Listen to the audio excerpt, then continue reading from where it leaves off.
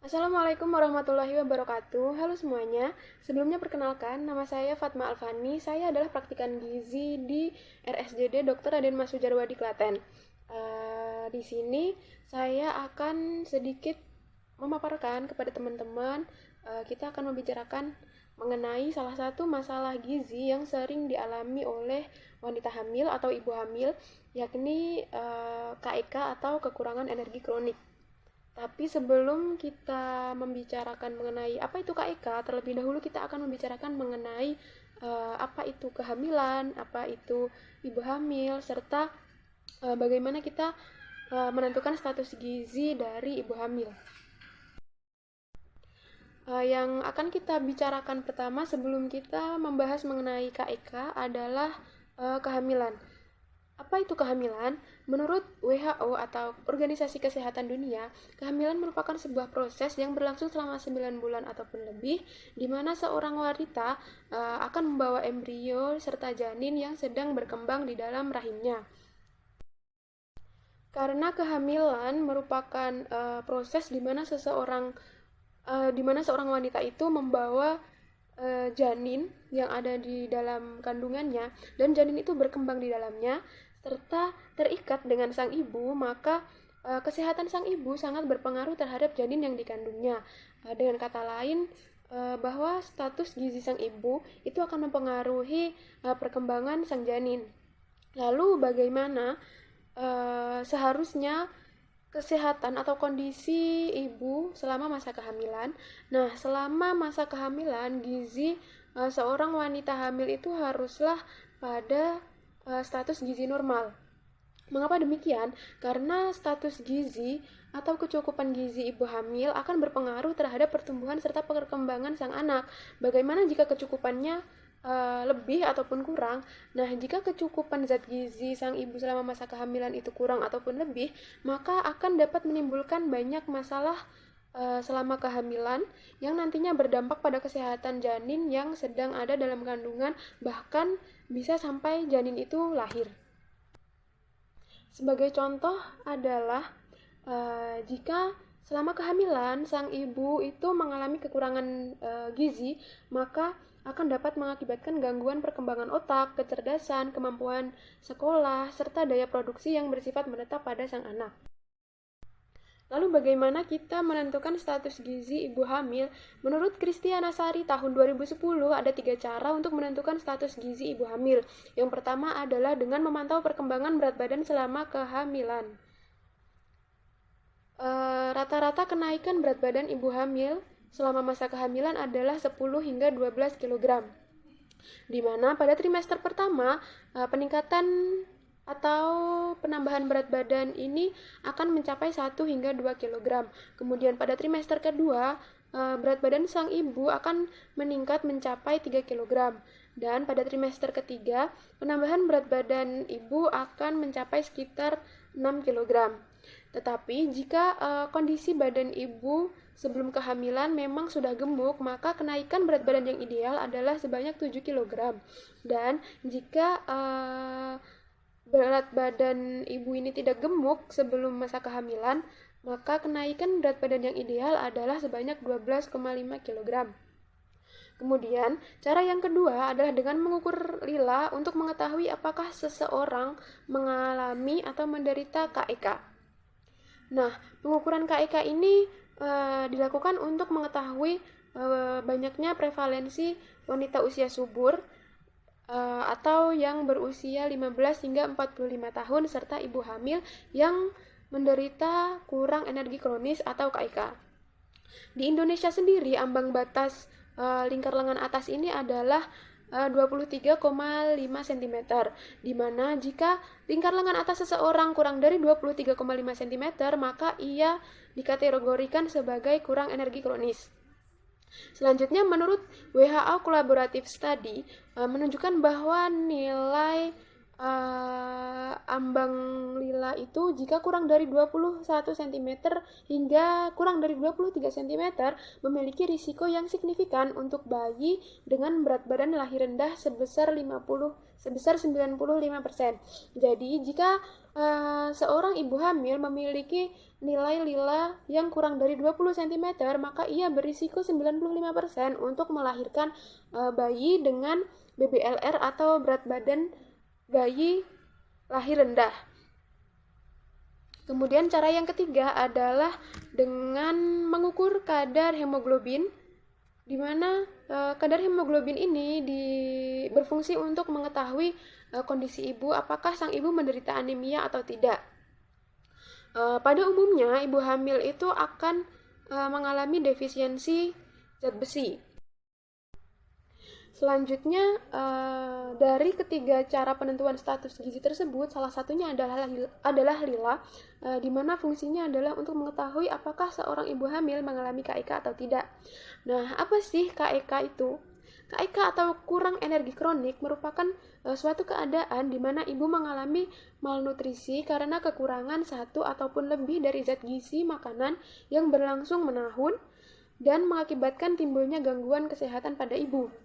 Jadi, seorang ibu ini dalam kurun waktu yang tidak sebentar, dalam kurun waktu yang lama, mengasup makanan ataupun zat gizi yang tidak mencukupi kebutuhan tubuhnya. Jadi, pada saat ibu tersebut hamil, lingkar lengan atasnya akan kecil atau kurang dari 23,5 cm dan disebut mengalami malnutrisi karena kekurangan zat gizi tersebut yang berlangsung dalam waktu yang cukup lama. Nah, kondisi dari kurangnya pemenuhan kebutuhan zat gizi yang lama ini akan berakibat pada gangguan kesehatan sang ibu pada saat kehamilan.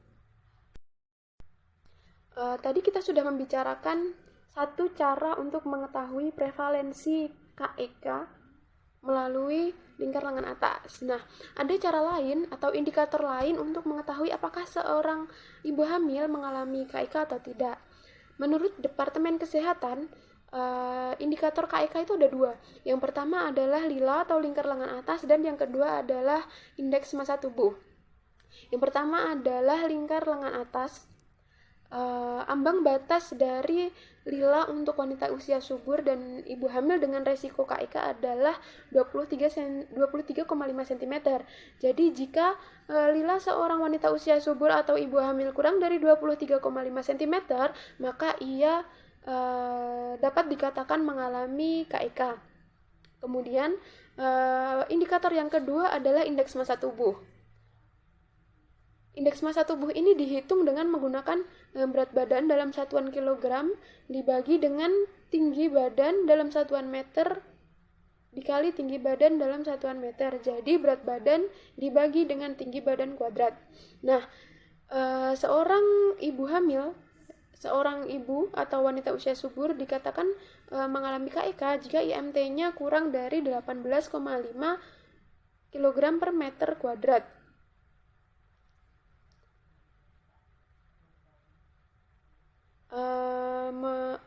Di sini ada tingkat KEK atau derajat KEK yang ditentukan berdasarkan indeks massa tubuh. Jika indeks massa tubuh lebih dari 18,5 cm, maka status gizi dikatakan normal dan tidak mengalami KEK. Yang kedua, jika indeks massa tubuh antara 17,0 sampai 18,4 kg per meter kuadrat, maka termasuk ke dalam KEK ringan. Dan yang ketiga, jika indeks massa tubuh adalah 16 hingga 16,9 kg per meter kuadrat, maka mengalami KEK tingkat sedang. Dan jika IMT seorang wanita atau ibu hamil kurang dari 16 kg per meter kuadrat, maka dikatakan mengalami KEK dengan derajat yang berat. Jika IMT seorang wanita usia subur atau ibu hamil itu rendah, maka dapat berisiko untuk melahirkan bayi dengan berat badan lahir rendah serta bayi lahir prematur.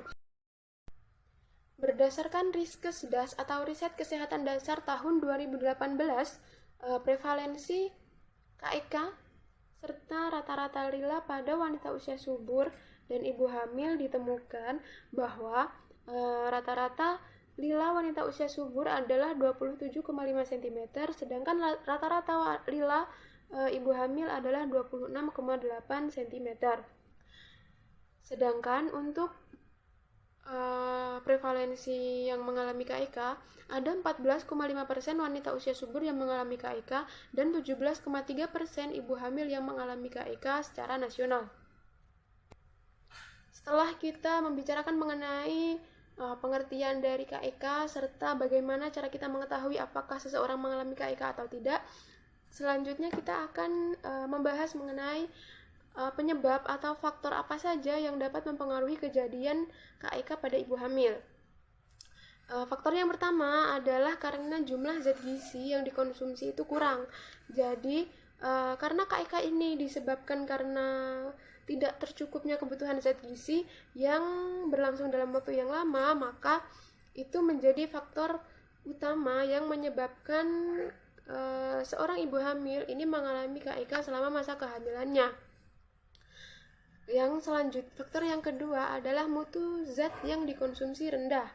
Hal ini berpengaruh atau berhubungan dengan kondisi ekonomi seseorang, dimana jika kondisi ekonomi seseorang itu termasuk ke dalam kondisi ekonomi yang rendah, maka itu akan sulit bagi mereka untuk mendapatkan zat gizi yang bermutu tinggi yang dapat memenuhi kebutuhannya. Kemudian yang ketiga adalah karena zat yang dikonsumsi gagal untuk diserap dan digunakan di dalam tubuh. Hal ini mungkin terjadi karena adanya penyakit yang diderita oleh sang ibu.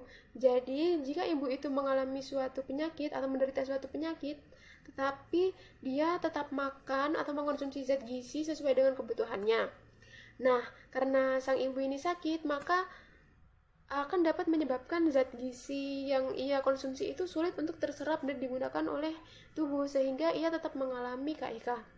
Faktor yang selanjutnya adalah keadaan sosial ekonomi, yang mana ini berpengaruh terhadap ketiga faktor yang pertama tadi, di mana jika keadaan ekonomi rendah, maka akan menyebabkan seseorang tidak dapat mengkonsumsi zat gizi sesuai dengan kebutuhannya atau mendapatkan zat gizi yang bermutu tinggi, serta kondisi ekonomi yang rendah ini juga mungkin jika seseorang mengalami penyakit dan ekonominya rendah, dia tidak dapat mendapatkan pelayanan kesehatan untuk menyembuhkan penyakitnya. Faktor yang berikutnya adalah karena jarak kelahiran yang terlalu dekat, kemudian paritas, karena masa kehamilan itu sangat berpengaruh terhadap perkembangan janin, maka jika seorang ibu mengalami KIK pada masa kehamilannya, maka pastinya juga akan memberikan dampak baik untuk tubuh sang ibu maupun bagi janin. Nah, menurut Sipahutar tahun 2013, ada 5 dampak yang akan dialami oleh sang ibu serta janin jika sang ibu mengalami KIK selama masa kehamilan.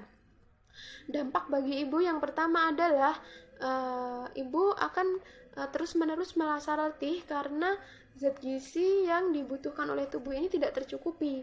Kemudian yang kedua, sang ibu akan sering mengalami kesumutan. Kemudian wajahnya akan tampak pucat serta kesulitan sewaktu melahirkan nanti. Selain itu, setelah sang ibu ini melahirkan anaknya, akan juga berpengaruh, kondisi KIK saat kehamilan tersebut juga akan berpengaruh kepada air susu yang dikeluarkan oleh sang ibu, di mana air susu yang keluar ini tidak cukup untuk memenuhi kebutuhan bayi yang sudah lahir tersebut. Nah, sedangkan dampak KIK ibu bagi janin, yang pertama adalah risiko mengalami keguguran, kemudian pertumbuhan janin yang terganggu, Karena pertumbuhan janin ini selama kehamilan terganggu, maka juga dapat berisiko bayi ini lahir dengan berat lahir rendah.